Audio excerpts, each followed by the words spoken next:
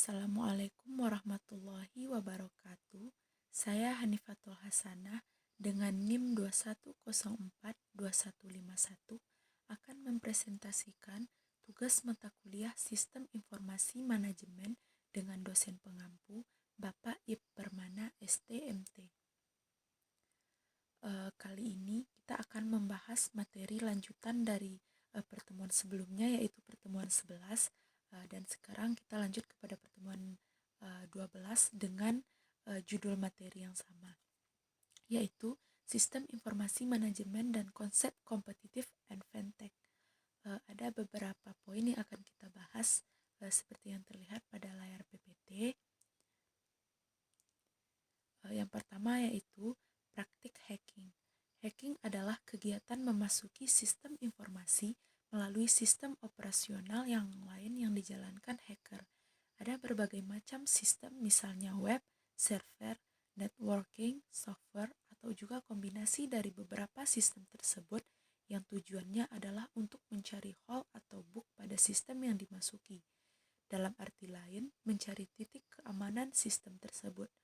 Bila seorang hacker berhasil memasuki sistem tersebut, maka hacking tidak merusak data yang ada, melainkan akan memperluas kegiatannya di sistem itu untuk menemukan hal lain. Setelah itu, akan memberitahukan kepada pembuat atau pemilik dari sistem bahwa sistem yang dimiliki mempunyai bug, hole, script, dan lain-lain. Ini biasanya bersifat legal. Tahapan hacking sendiri melalui beberapa fase, yaitu pengintaian, pemindaian, mendapatkan akses, mempertahankan akses, lalu menutup jejak. Materi selanjutnya yaitu pencurian di dunia maya. Cybercrime adalah tindakan ilegal yang dilakukan pelaku kejahatan dengan menggunakan teknologi komputer dan jaringan internet untuk menyerang sistem informasi korban. Misalnya, melakukan hack sosial media, membobol perangkat teknologi serta data korban. Ada beberapa kejahatan cybercrime yang harus menjadi perhatian pemerintah maupun masyarakat. Misalnya, kejahatan phishing. Kejahatan ini yaitu melakukan penipuan dengan mengelabui korban.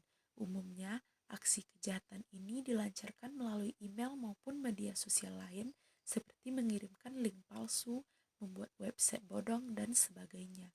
Tujuannya mencuri data korban seperti identitas diri, password, kode PIN, kode OTP pada akun-akun keuangan, dan lain sebagainya. Dalam sebuah perusahaan, penipuan dunia maya misalnya menutupi jejak para karyawan yang melakukan kecurangan. Selanjutnya yaitu penggunaan yang tidak sah di tempat kerja. Penggunaan yang tidak sah atas sistem komputer dan jaringan dapat disebut pencurian waktu dan sumber daya. Contoh yang umum misalnya, penggunaan tidak sah jaringan komputer milik perusahaan oleh para karyawan. Hal ini misalnya melakukan kegiatan konsultasi pribadi atau keuangan pribadi, atau memainkan game menggunakan internet jaringan perusahaan. Software pemonitor jaringan disebut pengendus atau bisa dikatakan sniper. Seringkali digunakan untuk memonitor lalu lintas jaringan yang dapat mengevaluasi kapasitas jaringan serta mengungkapkan bukti pemakaian yang tidak semestinya di luar hal yang berkaitan dengan perusahaan atau instansi. Jadi, dapat dikatakan bahwa penggunaan jaringan internet perusahaan atas keperluan pribadi, bukan perusahaan, dapat dikatakan sebagai penggunaan yang tidak sah di tempat kerja. Selanjutnya yaitu pembajakan software. Program komputer adalah properti berharga dan karenanya merupakan subjek pencurian dari sistem komputer. Akan tetapi, pembuatan kopi software secara tidak sah atau pembajakan software juga merupakan bentuk umum dari pencurian software. Penyembarang kopi tidak sah dari software oleh para karyawan perusahaan adalah bentuk utama dari pembajakan software. Hal ini mengakibatkan tuntutan hukum dari Software Publisher Association, sebuah asosiasi industri pengembangan software, untuk melakukan berbagai perusahaan besar yang mengizinkan pembuatan kopi tidak sah atas berbagai program mereka. Pembuatan kopi tidak sah merupakan hal ilegal karena software adalah hak cipta intelektual yang dilindungi oleh hukum hak cipta hak cipta dan konseptual lisensi untuk pemakai. Selanjutnya yaitu pelanggaran hak cipta intelektual. Software bukanlah satu-satunya subjek hak cipta intelektual dalam pembajakan berbasis komputer. Bentuk bahan lainnya yang memiliki hak cipta seperti musik, video, gambar, artikel, buku, dan karya tertulis lainnya sangatlah rentan terhadap pelanggaran hak cipta yang dalam kebanyakan pengadilan dianggap ilegal.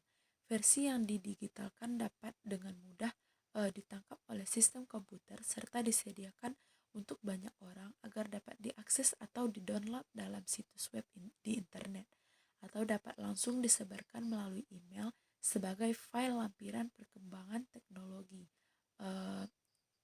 Rekan-rekan telah membuat versi digital bahan yang memiliki hak cipta, bakal lebih rentan terhadap penggunaan secara tidak sah.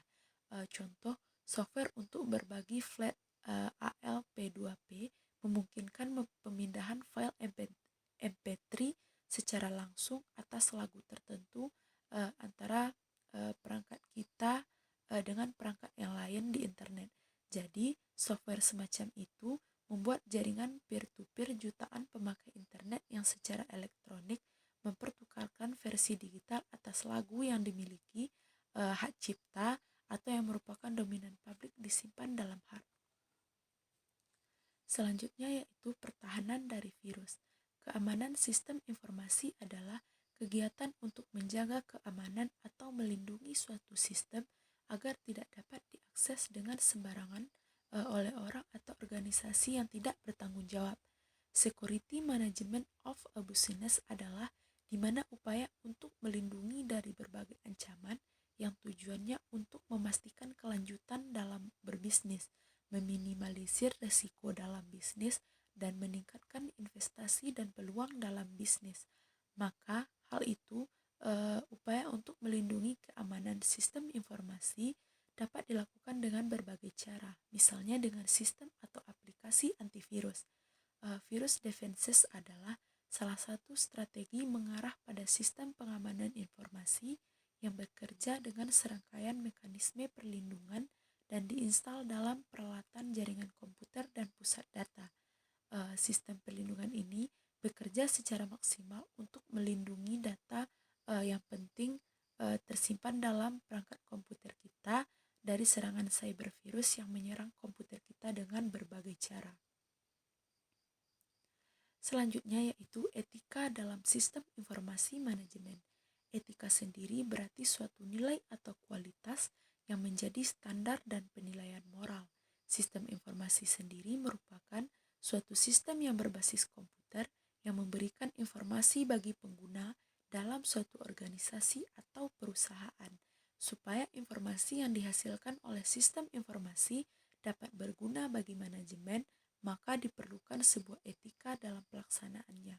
Tujuan dari sistem informasi manajemen sendiri yaitu supaya organisasi memiliki informasi yang bermanfaat dan berguna bagi penerima pelayanan melalui etika atau kualitas standar pelayanan yang sesuai. Subjek etika dalam sistem informasi manajemen yaitu etika untuk pembuat teknologi informasi, etika untuk pengelola teknologi informasi, serta etika untuk pengguna teknologi informasi. Baiklah, mungkin hanya sekian penyampaian materi dari saya. Jika ada salah, saya mohon maaf. Terima kasih. Assalamualaikum warahmatullahi wabarakatuh.